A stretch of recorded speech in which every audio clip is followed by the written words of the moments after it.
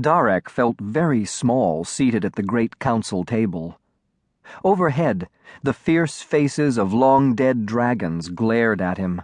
Their skins covered the walls, their tails trailed across the ceiling. On either side of Darek sat Pola and Rowena, looking just as small and scared as he. Behind them, in a second row of chairs, sat their mothers. "All rise!" boomed a loud voice. Darek jumped to his feet as Zarnak, the acting chief elder, strode into the room. Behind him came the council of elders. Last came Horek, the deputy captain of the guards, leading Darek's father and brother, Pola's father, and Xylon, the chief elder. Zarnak took his place upon the dragon throne, while the elders filed into the chairs on either side of the council table. Darek tried to read their stony faces. Yesterday, Zarnak had called for a guilty verdict, but which elders supported Zarnak and which Xylon? There was no way to know. The prisoners were seated directly across the table from Darek, Pola, and Rowena. Then, the deputy captain went and stood at attention beside the throne. Darek hated to see the man standing in his father's place. He glanced at Rowena and knew she was feeling the same way. She glared at Zarnak, who sat upon her father's throne. "Please, Lord Eternal," Darek whispered to himself, "let the verdict go in our favor."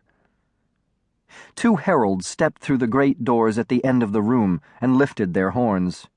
"Ta-ta-ta-ta-ta-ta!" the horns sounded. Then Zarnak stood and unfurled a scroll. Darek held his breath. "The exalted council of elders," Zarnak droned, "has met and considered this case in accordance with the laws of Zoriak." An evil gleam came into his eyes, and Darek's heart sank.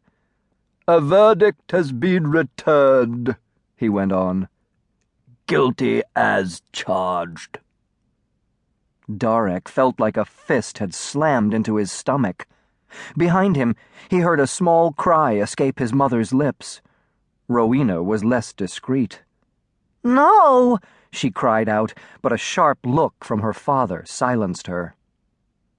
None of the fathers flinched at the verdict, but Darek's brother, Klep, turned pale. It was a hard blow for a boy of 13. Darek saw tears in his brother's eyes. Tears started behind Darek's eyes, too, and he looked down, so his father and Klep would not see. "Furthermore and notwithstanding," Zarnak went on, "the council has taken the following facts into account.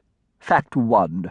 The first child, Pola, was carried into the Black Mountains by a runaway wagon against his will. Fact 2. The second and third children, Darek and Rowena, entered the Black Mountains out of concern for the first child. Fact 3. The 4 defendants entered the Black Mountains out of concern for all 3 children. A sour look had settled over Zarnak's features, and Darek began to feel a glimmer of hope.